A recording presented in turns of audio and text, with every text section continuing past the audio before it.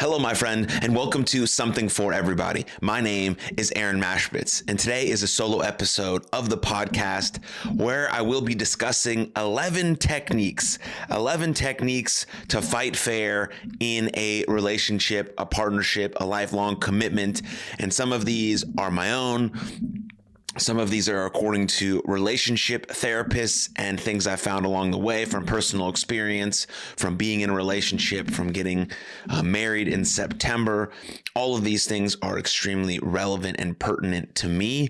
So I figured I would see what I could explain and talk about on the podcast based on my own experience and what I've been going through and some of the things that have worked for me in my relationship with my future wife and partner. So no reason to hold off any longer. Let's get right into it. We all know that every single couple is bound to get into arguments or fights, and it could be about everything. And so that's not really the most important thing. The most important thing is how we do it, how we argue, how we fight, because we obviously know the way we do it could lead to bigger problems or problem solving. Whereas, in a healthy relationship, a problem is seen, it's overcome, and people learn new ways to communicate from it. It's very similar to what I talk to my athletes about obstacles make me stronger. If we're able to use that framework in our relationship and view whatever we might be going through together, and it can make us stronger because of it, new ways to communicate, better ways to listen, more things that can be understood about each blossoming individual. And so it's important to have a better understanding of some of these techniques so that we can move through these arguments or fights or disagreements in the best, most productive way possible. We're not name calling or harassing or belittling or thinking about every problem that ever needed to be solved, just focusing on the main thing. And so we're thinking about our body language, being aware of the words we use, our awareness, our own biases. All of these things play a part in cultivating a space where we can have these meaningful discussions about something that we might disagree on. Because again, we are ever evolving human beings, which means we change, we adapt, we grow. Some things we think differently on, some things we think the same on. Like, all of these things happen. And just because you may have been with your partner or your person for an extremely long time does not mean you know how they think. It means you might have a better idea because you've been around them long enough to understand, but you don't know them. You can't read their mind is what I mean. And so you still should be seeking curiosity, seeking to understand. Those traits are the cornerstone of beautiful relationships. And as you know, if you're a frequent listener to this podcast, or you listen to the episode on seven harsh truths about happiness, we know that the path to the good life is quality relationships. And so that's what we're trying to cultivate here, lifelong, beautiful partnerships. And we need to understand these 11 techniques so that we can best serve ourselves and our relationship over the long term.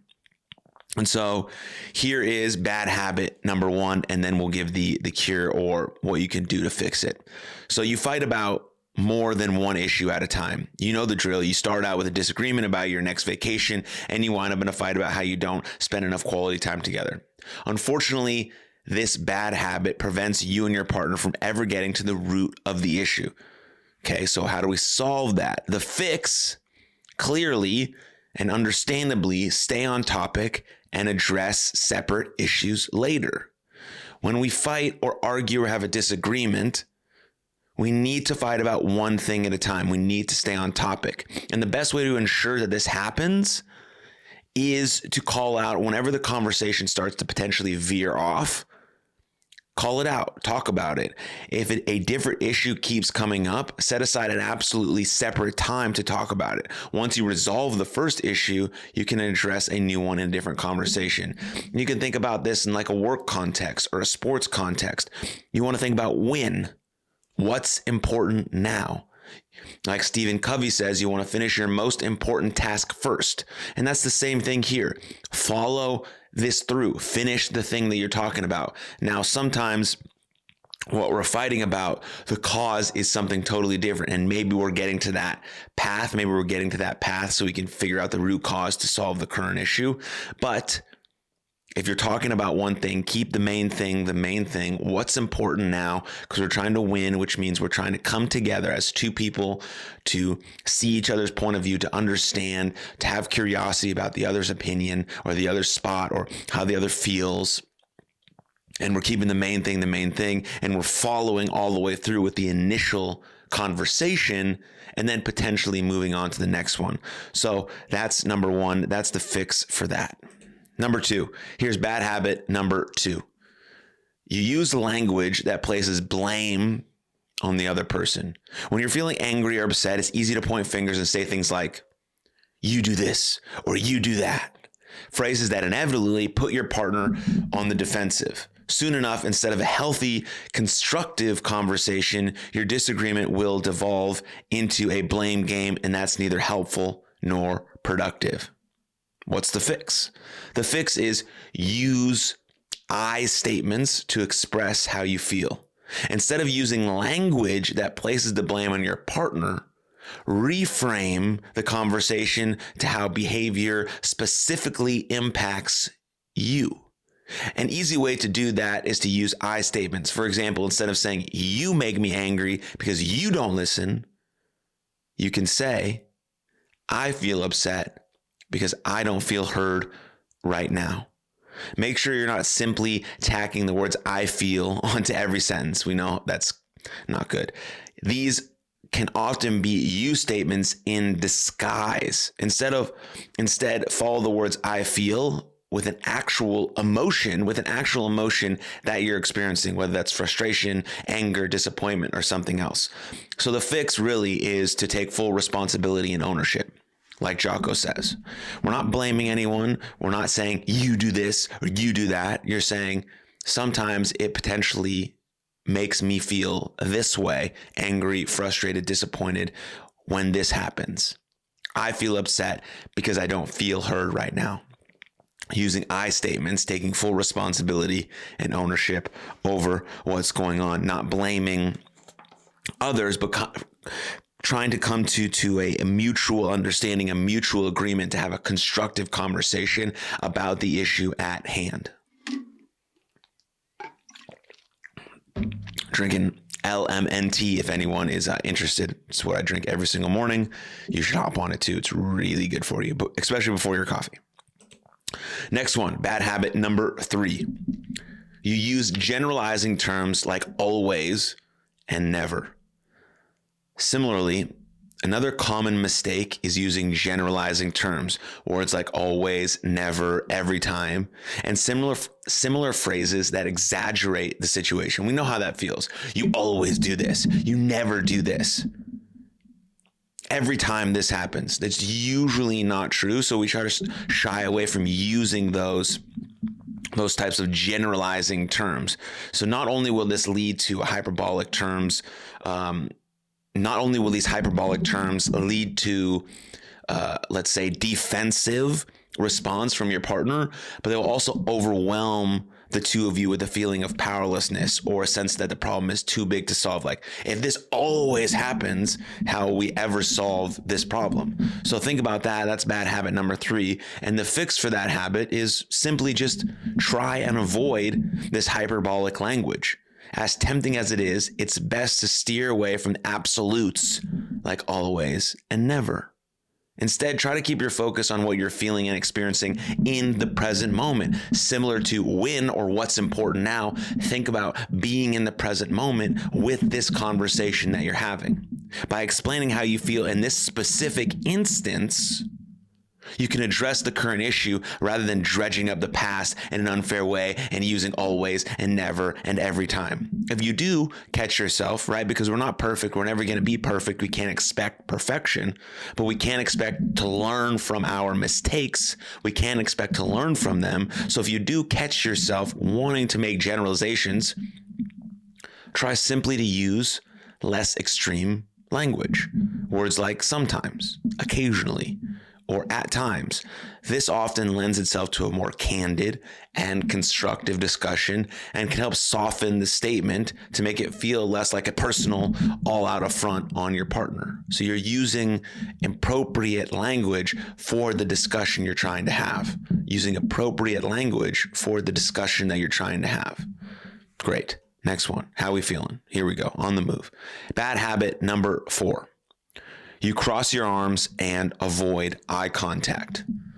Though you may not be entirely aware of it all the time, your body language conveys a ton. Again, I talk about this with my athletes all the time. We want to strike a power pose when we're on that field, big body language, superhero pose. You also want to maybe think about that when having a conversation, especially when you do things like you cross your arms, roll your eyes, clench your fist, or point your finger at the other person. These closed off behaviors are unintentionally unintentionally communicating that you're not open to conversation. They can even convey a sense of aggression toward your partner, which can ultimately make the argument more volatile. So we don't want to do that. We want to avoid that. We want to be open. So we have a big open chest, our head up, shoulders back, making eye contact, being loose with our hands, right? Showing that, again, not only are we present by focusing on what's happening, but we're open to the discussion. We're open and receiving the words that our partner might be expressing to us about how we can do better for them or for us or for our whole relationship. And so the fix there generally is to be more mindful of your body language. Rather than letting your body language convey negativity, try to use it to your advantage to better communicate the point you're trying to make. You may, for example, want to talk with your hands out and open to show that you're receptive to the conversation, like I'm doing now if you're watching on YouTube.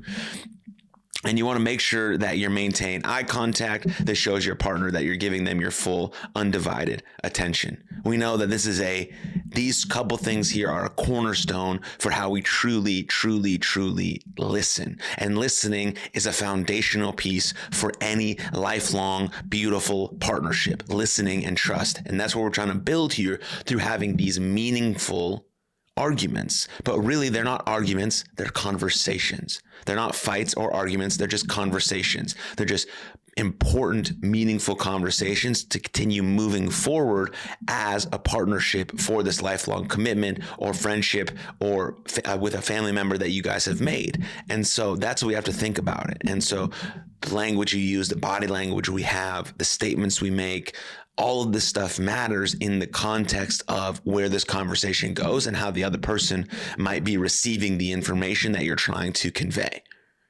Next one, bad habit number 5. You criticize your partner too harshly. Everyone knows how this feels. It feels terrible. Criticisms are bound to show up in any relationship, of course, but we're thinking about constructive feedback, not harsh criticisms. But when you voice your criticism in non-constructive ways, that's where sort of problems start to arise.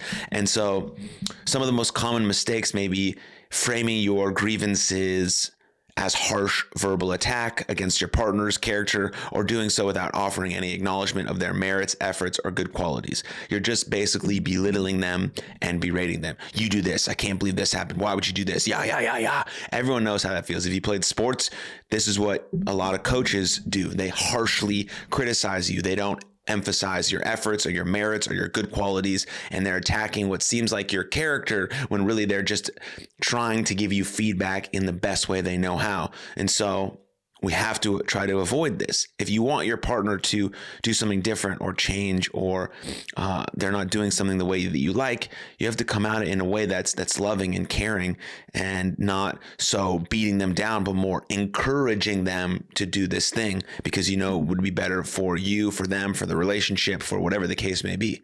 And so the fix for that is simply make your criticism constructive. I would look up Adam Grant on social media. He has a lot of good information on how to give really good constructive feedback. Now, he's talking in a business sense, but the same information applies. So go there, check him out, and then apply that information to your next conversation you have with your partner. So the fix is, again, make your criticism constructive. To engage in criticism that's constructive, focus on your partner's specific behavior, not their character. That's a really important distinction. Their specific behavior, not their character. Additionally, instead of voicing a criticism by itself, try what's called the confrontation sandwich. In this technique, you sandwich the confrontation in between words of praise and encouragement. You might, for instance, start your sentence with, "I love you," or "I care about you," before going into how you feel about something, then can finish with like, "I want to figure this out together. How can we do that?" Right? Just understanding that there's also something as a compliment sandwich. This is a confrontation sandwich. So just using your, because we always want to give feedback in our relationship or in our business partners and our friendships or whatever it is. Feedback is so valuable. Feedback is important. Feedback gives us the necessary information for us to improve. But how that feedback is presented and how we receive it is the only way that we might actually use that feedback to actually make us better or have us learn or improve. And so engaging in that constructive criticism to focus on the specific behavior rather than attacking the character is extremely important. And potentially using this confrontation sandwich might help you engage in that. So, bad habit number 6, you resort to cursing and name calling. When argument becomes very intense or emotionally charged, it's easy to resort to swearing, insulting, or even calling your partner hurtful names. But this bad habit inevitably does more harm than good. We know that probably from personal experience. When this happens, it's a shutdown. It's a shutdown of communication. You're not fighting about the topic anymore. You're attacking, again, a person's character, and you're attacking who they are. And so the fix for this is to take a proactive pause to notice your emotions. Take a proactive pause to notice your emotions. We know that we can control our response, and a lot of controlling our response is pausing, breathing, reflecting, and then proceeding. Nothing has to be a rush. If you're having these types of conversations, no one's going anywhere. So might as well pause, breathe, think about what you want to say and who you're talking to and how much you love this person, and then proceed. So instead of resorting to insults and name calling, take a proactive pause to notice what you're feeling. Being able to notice your emotions and slowing yourself down, even for a few minutes, 2 minutes, 5 minutes, or even a day, can help you prevent from getting bent out of shape or saying things that you don't mean, or from doing things that you will regret later in the heat of the moment. So it's about being able to control our response using our deep breath, thinking about labeling our emotions, what we're actually feeling, creating a plan, and then proceeding with that plan. So taking proactive pause to notice these things so we're not saying anything that might really damage the relationship in the heat of the moment. We're thinking, pausing, reflecting, and then moving forward. Next bad habit. You fight at the wrong place or the wrong time and place. Sometimes disagreements creep up at the most inopportune times, but that doesn't mean you should hash things out then and there. Maybe you're out in public, you're with the kids, whatever the reason is. Engaging in a fight in these situations can often result in added distress, embarrassment, and shame, which can escalate an argument even more. So the fix, very simple. Agree on a time and place to talk it out. Plan it. If you and your partner find yourselves having frequent fights, try setting a designated time for the two of you to talk about everything that's on your plate, a conversation time. That way you can ensure that everyone is prepared and ready to walk into a serious conversation. Part of having these types of conversations or arguments or fights is you need to do your own work. You need to have your own self-reflection. You need to be able to reflect on what you're doing, how you're doing it, and how you want to proceed in a better way. Specifically, you might want to schedule a time for when the two of you are alone in a private space, especially if you have kids, in order to ensure that others around you won't be impacted by your argument. You can't find a private space. Instead, try taking a walk. A walk is a beautiful place to have a conversation. Sometimes sitting across from each other is less helpful than taking a walk where you're both facing the same direction outside in nature, which will be more calming and comfortable. So basically, the idea behind this fix is that we're just trying to find the most productive and constructive place for us to have these very important conversations. And we have to have these conversations. Me and my fiance, or my fiance and I, do what's called a life dinner every single month. It's basically a business meeting for our relationship. We talk about wins for the month, goals, aspirations, finances, intimacy, all of these things that need to be discussed on a regular basis. We discuss them on the first Sunday of every single month, called our life dinner. And I think I took this from Tim Ferriss, and he might have took it from someone else. So I don't know where the chain of this started, but we adopted it at our own, and it's basically our relationship business meeting to make sure that we're on the same page. If there were certain things that came up throughout the month that we didn't get to discuss, we talk about them there, and it's just an open and honest dialogue. We give ourselves 2 to 3 hours, if need be, to have these types of conversations, to express ourselves, to talk about our intimacy, our finances, where we want to go, how we can support one another, our biggest wins. And this has really helped us be on the same page in a constructive, positive way, and see the goodness in each other and the love that we have for each other, and how our lives have been made better because of each other. And that's really important. And so maybe something like that could help you have that's an agreed upon time, space, and place to talk and to work things through. That's there for you every single month, no matter what. And so that might be an appropriate fix for the issues that might be ailing you in your relationship. So next one, bad habit number 8, you argue when you're stressed, hungry, or tired. There's nothing more counterproductive than arguing with your partner when one or both of you is not in a good headspace. Unsurprisingly, you're more likely to lose your temper, get angry, or react negatively to a conversation when you're stressed, exhausted, hungry, or have been drinking. Very, very, very understandable. So what's the fix?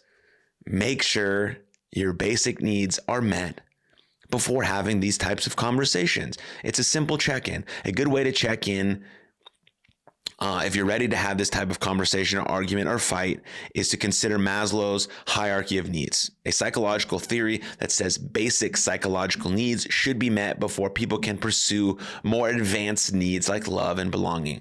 Specifically, before you started getting into a difficult conversation, you should first ask yourself, am I in a good condition and mental headspace to talk about this right now? Have my basic needs been met? Have I slept well, eaten well, exercised? So answer those questions first and be honest with your partner about that. Maybe they haven't either. And maybe you guys can go for a walk together, or you can have a nice meal together. Or you can sit down and have a 10-minute nap, or you can prioritize your sleep that night, or you can do your journaling, or whatever the case may be, and then come back to this conversation when you're in the right headspace to have a serious discussion with your partner. So you're not using hyperbolic language or insults or cursing or criticizing them, but you're having a productive space where the two of you are encouraging each other, getting better and learning from it, and moving forward together. If you haven't done any of those things, eat well, move well, sleep well, all that, you shouldn't be trying to have a tough conversation. It's just not going to work. And so we need to think about these things when we're approaching these important conversations. That's why me and my fiance and I do life dinner right after we eat. So we've eaten, we're full, we feel good, we're already sitting down at the table, our phones are already away, and we move forward into that conversation, the best we can. Next, bad habit number 9. You continue fighting even when you need a break. Whether we intend to or not, sometimes a fight can escalate to one or both sides yelling or raising their voice or losing their temper, which is often a sign that the fight has reached its boiling point. When this happens, it's very unlikely that the conversation can move toward effective problem solving. And so we should probably end the conversation there and come back to it at a different time. And so the fix for this issue is take a brief take a brief timeout to recenter. Take a brief timeout to recenter. Though walking away from an argument may seem counterproductive, a brief timeout can actually be beneficial. But instead of simply leaving the room in the middle of a fight, you don't do that. Make sure to clearly explain to your partner that you need a few minutes to calm down, to decompress, and to acknowledge that you will come back and resume this conversation afterwards. That's important. There needs to be that sort of communication when we've realized that this is not going in a healthy manner or in the direction we want it to go. We've realized that we need to talk about this, but we also need to put these parameters in.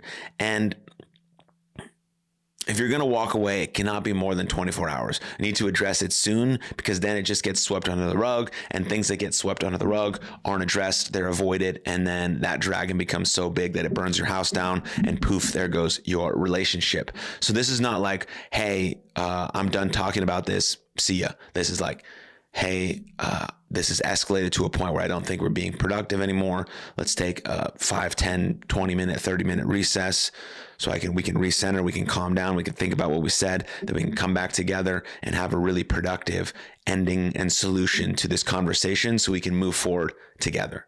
That's really what it's about. And I think that's a powerful thing to do. Next one, bad habit number 10. You give your partner the silent treatment. Though it's important to take a break, like we just noted, when you need one, it's just as important to not shut down from your partner, which can often look like giving them the silent treatment. We've all done that before, just refusing to talk or physically leaving the room, just shutting down the conversation. And it shuts down the conversation. It makes it impossible for either person to feel seen or heard. It just really, it takes away from a chance for a resolution by no longer making the fight one that is fair. You're just shutting down. And so that's a bad habit, something that we can fix by prioritizing healthy collaboration.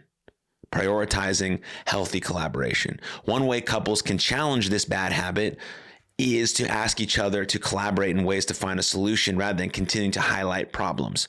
Instead of giving your partner the cold shoulder, make an effort to directly communicate your feelings. And if you're the one who's getting shut down, make sure to let the other person know how you feel. Very important. And so, let's see, then, and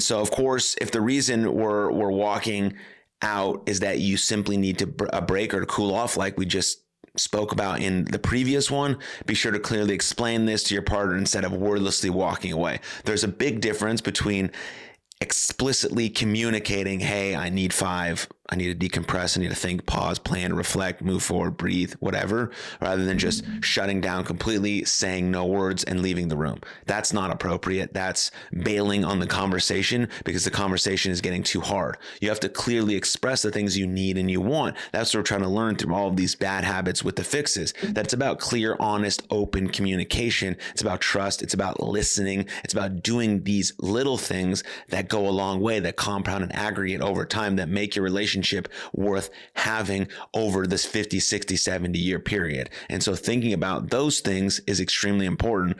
But I think knowing the bad habits is really important, because then we become aware of those, and then now we know the fixes. And the fix right here is just prioritize that healthy collaboration. You and your partner are a team. You're trying to collaborate. You're trying to create the best possible situation for the both of you moving forward. And with that in mind, you can see the other person's perspectives, point of views, and it leads to much more productive and constructive dialogue rather than this and that, or you do this, you know, all this bickering that might happen that we've seen throughout all of these bad habits. And last one, bad habit number 11, you focus too much on your differences. Oftentimes, it can seem like you and your partner are arguing about the same thing over and over and over again with absolutely no solution in sight. When this happens, it's really easy to focus on all the differences the two of you have, which can sometimes foster even more disharmony in the relationship. So what's the fix? The fix is simple. The fix is simple. A lot of people in the whole world could use this fix, which is find common ground. Find common ground. You and your partner are bound to have some different opinions and beliefs. Of course, you're different people, but that doesn't mean you don't have any common ground at all. So when we go to a deeper level, we discover that our values are much more similar than we realize. That's probably why we fell in love with this person to begin with, or we want to be in a relationship with them or a friendship with them anyways. So it seems like you and your partner are coming from two entirely different directions. Really take a minute to consider some of the underlying values that are driving both of your beliefs. For example, that you both love each other and want to find a solution. Your relationship might become even stronger for it. And so that right there is 11 bad techniques and the fixes to help you fight more fair or have more productive conversations in whatever type of relationship you are in. And I would say the cornerstone for anything, the foundational piece, the most important piece you can think about is listening. Listening. Lead with that. The reason we argue more often than not is because we're not actually listening to our partner. Really listen. Don't listen to respond, but listen to understand. Be curious. What are they actually trying to say? And then through that, try and understand it the best you can. Then come from that place of listening and understanding and perspective seeking, rather than a place of, I know I'm right. You're not right. Maybe there's something you're missing. Maybe there's a different perspective. Maybe you're not actually listening, but you're listening to respond because you just want to be right. It doesn't matter if you're right. You're building this partnership with this person that you love the most. Think about listening.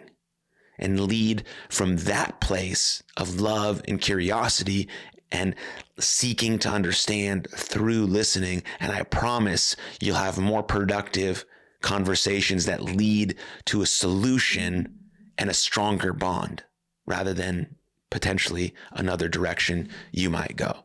So let me know what you think. This is the first episode I've done on sort of relationship and techniques. I will be doing more as I experience more things in my relationship and I continue to grow and blossom in that with my partner. And so thanks for tuning in. I appreciate you very much, and I'll see you next time. Cheers. If you enjoyed that episode, please click here for another full-length episode of the podcast. And please don't forget to subscribe. But above all else, most importantly, please take good care of yourselves and others. And I'll see you next time. Lots of love. Cheers.